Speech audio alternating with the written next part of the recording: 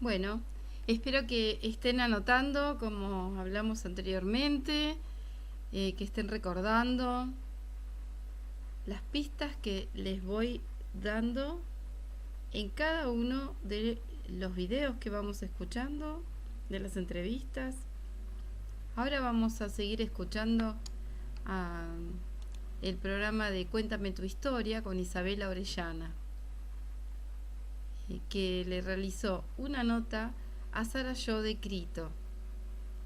Si bien habíamos escuchado la primera parte, les había dicho que en el próximo programa continuaríamos con una muy, pero muy linda entrevista realizada a la hija de Enrique Yo.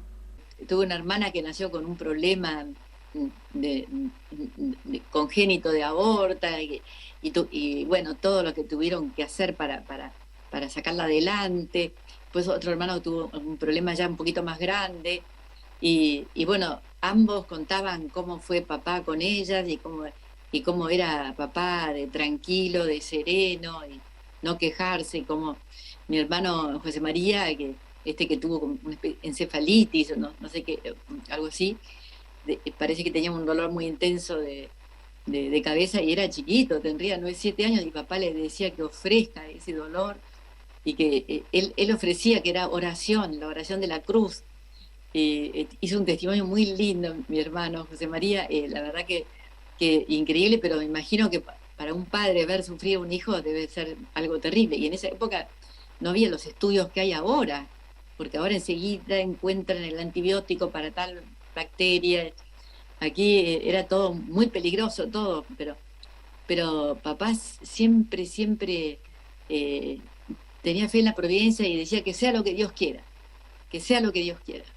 Él ya antes de las cosas sucedan, ya aceptaba y sabía que eso era la providencia, lo mejor, lo mismo con su enfermedad, también se estaba entregado, sabía que era todo para bien. Ahí escribió un librito sobre la Santísima Virgen, pero que no lo pudo terminar, pero que habla mucho de la Virgen al pie de la cruz, pero enseguida lo conecta con la resurrección, ¿no? O sea que yo lo leo y me estremezco cada vez que lo leo, porque pienso, es lo que él estaba pensando cuando estaba tan enfermo, que estaba al pie de la cruz, pero que sabía que iba a haber una resurrección. Era algo muy especial. Y cada tanto lo leo y cada tanto me acuerdo de la actitud de él ante su cáncer terminal y todo, de su serenidad y esa ejaculatoria que decía que sea lo que Dios quiera. Tuvieron muchos problemas, pero las llevaban sus cruces con dignidad y con buena fe y con una gran confianza en la providencia y bueno, era así papá. Mamá comentaba que, que ella lo seguía, pero que no tenía tanta fe como papá. Me parece que a veces me quería matar. Me acuerdo que ya hay un episodio de que ya era al final de su vida, ella sabía que se iba a morir de cáncer muy joven, porque la empresa que trabajaba en una fábrica de vidrios, que estaba la mayoría de las acciones eran de una empresa norteamericana, de Corning, porque yo nací ahí en Estados Unidos, en Corning, porque papá estaba trabajando ahí, estuvo un año en una pasantía, y entonces eh, acá había muchos líos políticos como siempre, y entonces la fábrica estaba un poco parada, entonces los norteamericanos hicieron un estudio y dijeron, bueno, que separen los hornos, y que despidan a 1.200 personas, porque no hay demanda, no hay demanda.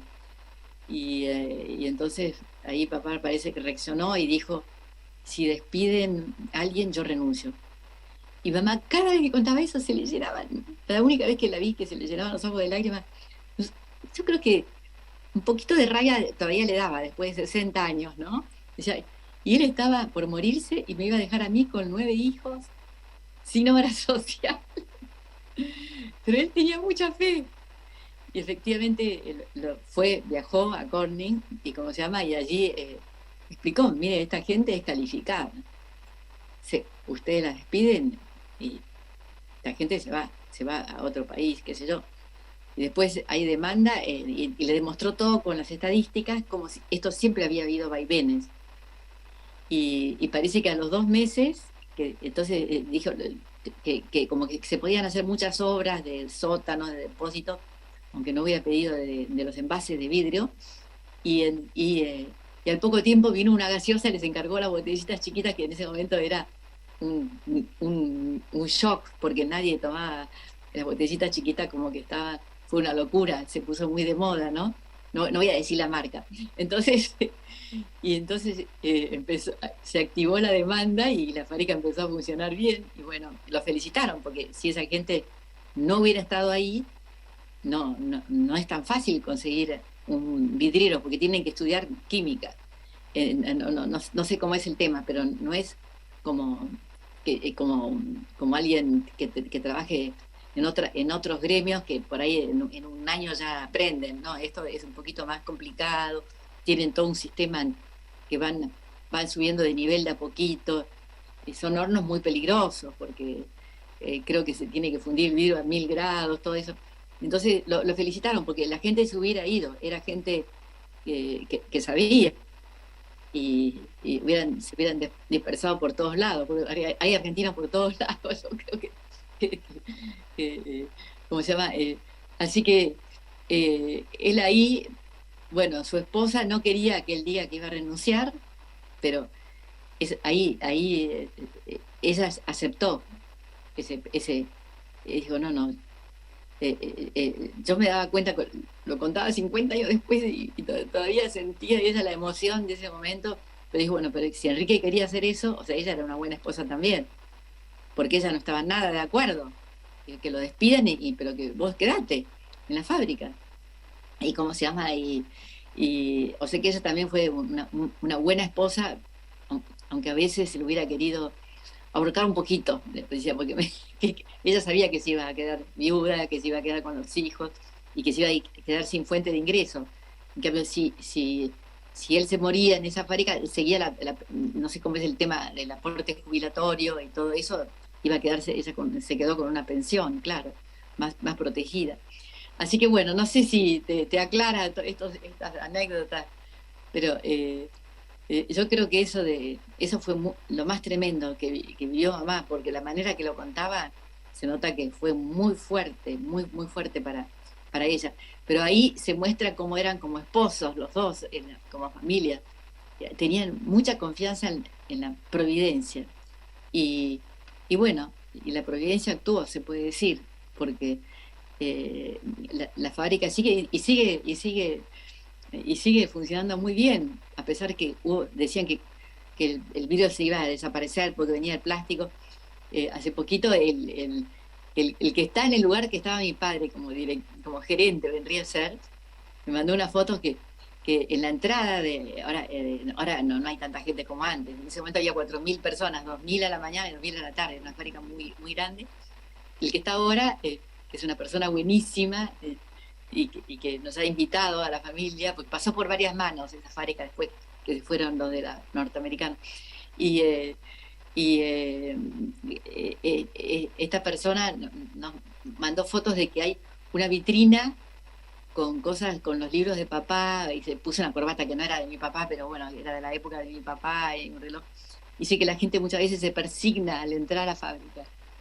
O sea que se siguen acordando de él. Se siguen ahí en Berazategui. Eso para mí es, no sé, es la mejor herencia, que un padre sea recordado así, que saben que sin hacer nada bizarro, sin ser sentimentalón ni nada, porque él sabía que una fábrica no es un lugar, no es una ONG, un lugar para hacer beneficencia, tenía que sobrevivir. Y los argumentos que dio eran argumentos racionales, ¿no? Decían, miren las estadísticas, miren la oferta y la demanda en los últimos años, miren esta gente que es calificada y qué sé yo, y bueno, y todavía sigue funcionando, porque el vidrio sigue usándose, porque algunas cosas del plástico no sirven por el tema de la contaminación, no sé qué pasa, así que increíble que sigan ahí eh, a todo lo que da. A mí me alegra muchísimo. Así que muy lindo. Si el año pasado fueron, yo no me animé a ir porque pensé, me va a emocionar, no me quiero emocionar, pero bueno, pero siguen como muy amistosos la gente que está ahí. El recuerdo sigue. Según la postuladora Silvia Correales, nuestra amiga común que nos presentó, ella dice que eso se puede decir que es fama de santidad, cuando hay un recuerdo que dura más de 50, 60 años y sin hacer nada raro, porque nadie se acuerda nada raro de mi papá ni de mi mamá, eran padres comunes, pero sí, lo no común era que ellos valoraban muchísimo, muchísimo lo que es un hogar cristiano, lo que es un matrimonio cristiano. Yo creo que eso quizá, eh, eso era impresionante, porque mucha gente se casa y no se da cuenta que va a ser esposa o esposo, no, no, no tiene conciencia de la importancia de ese rol, mucho más que ser médico, lo que ser arquitecto, ¿no es cierto? Es construir una familia, ¿no? Que es algo tremendo, una responsabilidad linda, posible, que, pero hay que valorarlo, hay que valorarlo. Así que bueno, no sé si te respondí lo que vos me decís, de cómo eran eh, como cristianos, cómo era su vida muy normal, pero, pero eh, y no hacían nada raro, nada bizarro, eso sí, porque a mí me preguntan y dicen, no, yo no me acuerdo nada raro, y mis amigas tampoco. Se acuerdan de la alegría, sí. Y, y, y los primos de mamá o los amigos, a Enrique le gusta jugar, decían, porque hacía jugar a los chicos. Y eso es lo bonito, eso es lo bonito y eso es lo sustancioso, Sara, justamente lo que tenemos que resaltar. Qué lindo, esa fe vivida con naturalidad, muy, muy, muy lindo. Y algo también muy interesante es el momento en el que esa causa comenzó a florecer y a florecer o a darse a conocer en pleno periodo de pandemia. Ya sabemos, sobre todo para estos países de Latinoamérica, cómo la pandemia afectó a muchas familias, afectó a nivel laboral, pero bueno, salimos adelante y ahí está ese ejemplo. Confianza plena en la providencia no quiere decir que nos vamos a quedar achantados, cruzados de brazos, no.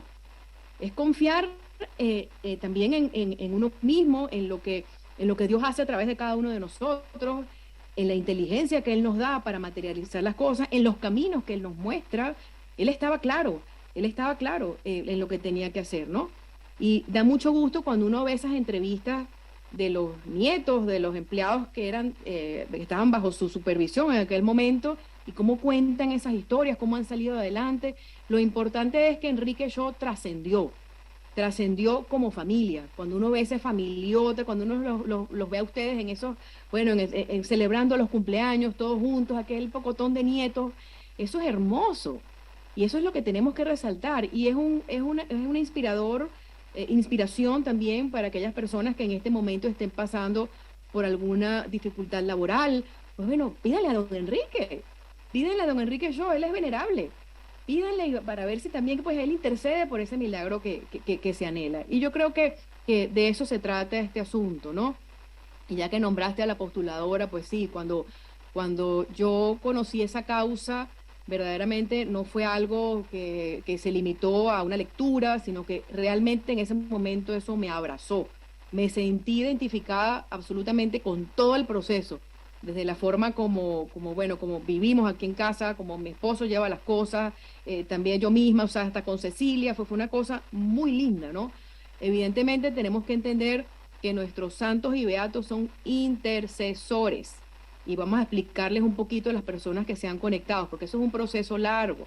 La persona ya en vida comienza a tener fama de santidad por su actitud, no porque sea un santurrón, no, un santo, con la corbata puesta, con los zapatos puestos, con el paltó puesto. Es un santo que da respuesta a la adversidad, pero a la luz del Evangelio. Entonces ya Enrique pues comenzó en vida a tener fama de santidad. Eso es lo que sucede. Y ya una vez que deja, el candidato deja esta vida y parte al cielo, pues entonces comienzan a contarse esas historias y la iglesia comienza su proceso de investigación. Vamos a tratar de explicarlo facilito, ¿no? No soy experta en la materia, pero tuve oportunidad de participar en carácter de oyente en algunas de esas cosas y bueno, más o menos para lo que estoy haciendo en este servicio de comunicación eclesial, pues es muy importante entenderlo. Y entonces la iglesia reconoce que esta persona ha vivido con heroicidad las virtudes cristianas. Las virtudes cristianas son las virtudes cardinales y las virtudes teologales: fe, esperanza, caridad, templanza, fortaleza, etc. Entonces, vivir con heroicidad no es que es un héroe de película, no, sino que justamente enfrentó o encaró la vida, pero con sabor a evangelio, como todo eso que nos acaba de reseñar Sara en este momento. Esas personas no han estado exentas de dificultades, todo lo contrario.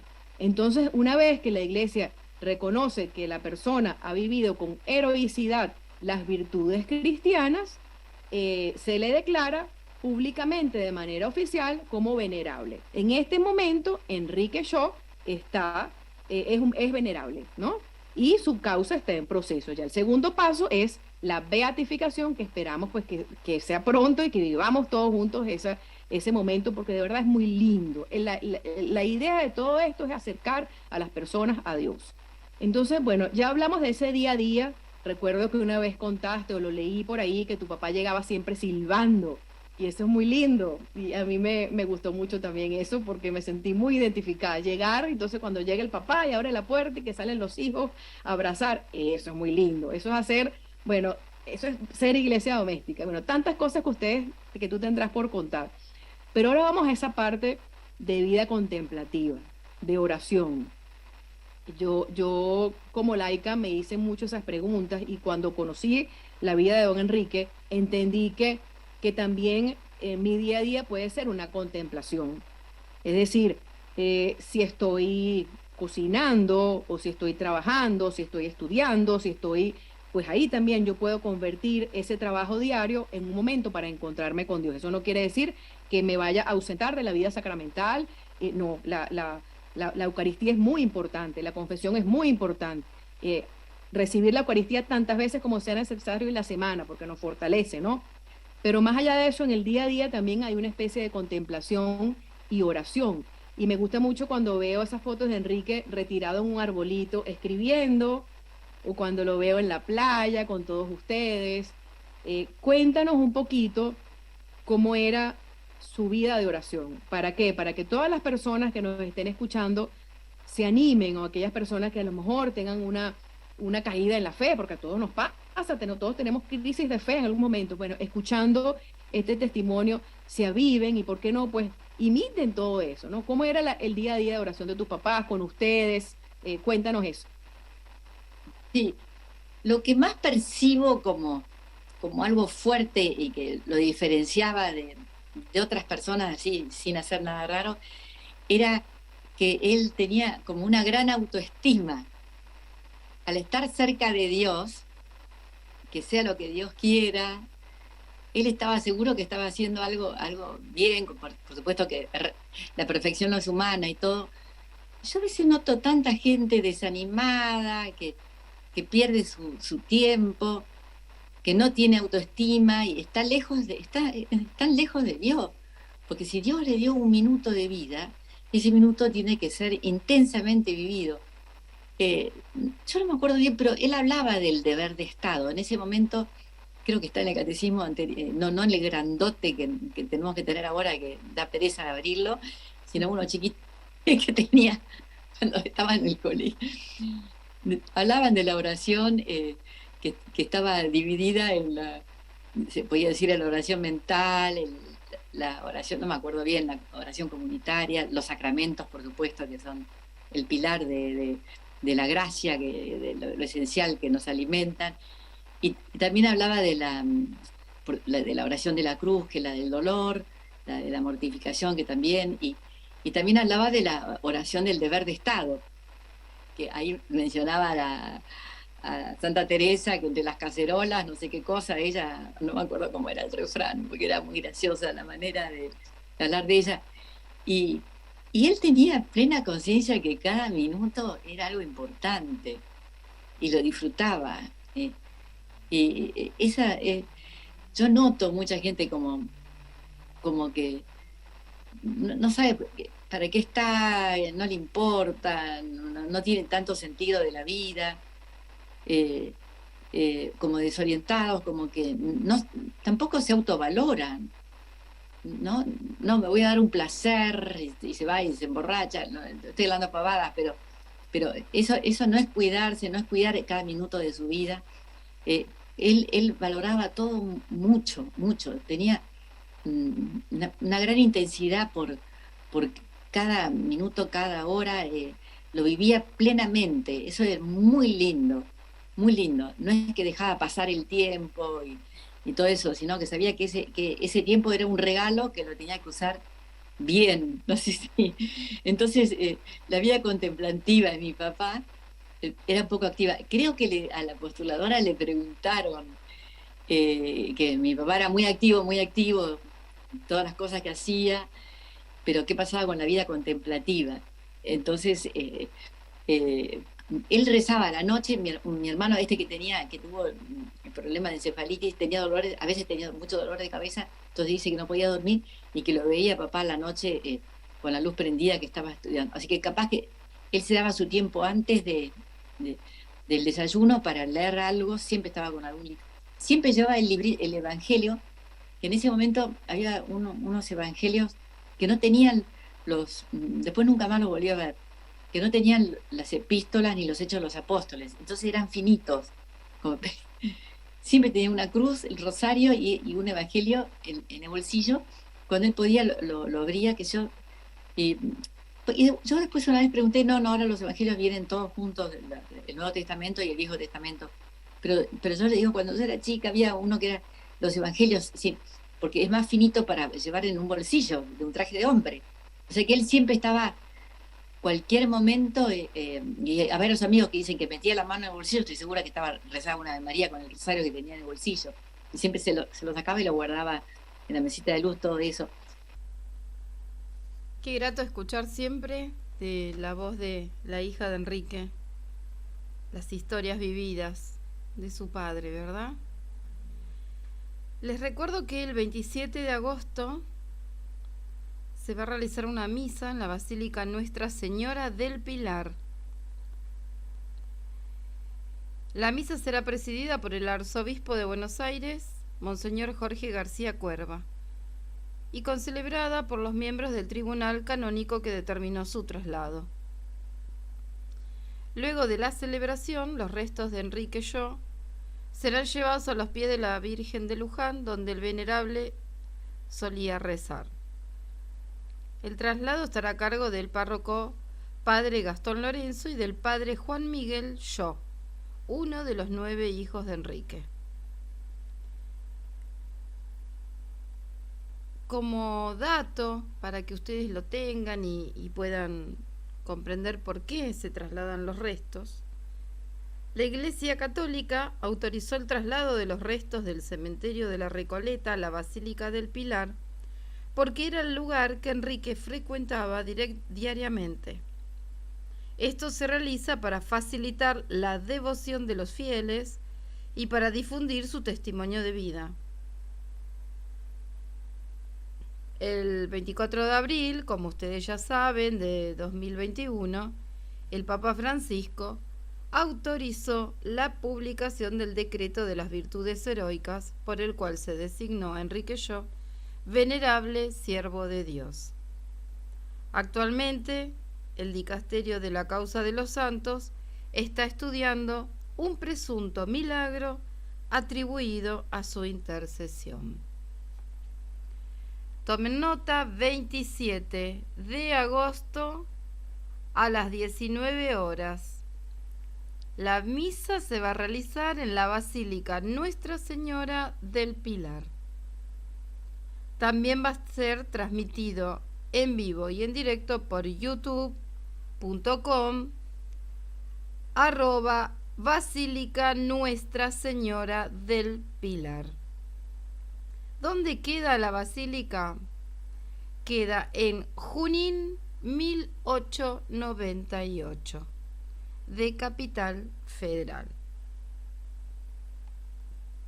Les dejo nuevamente las líneas de comunicación para aquel que quiera mandarnos un audio o mandarnos una nota, nosotros estamos de este lado para recibirlo, que es la línea 11 30 98 1000 por WhatsApp, y si no, nos mandan un mail a enriqueyocaminoalasantidad@gmail.com.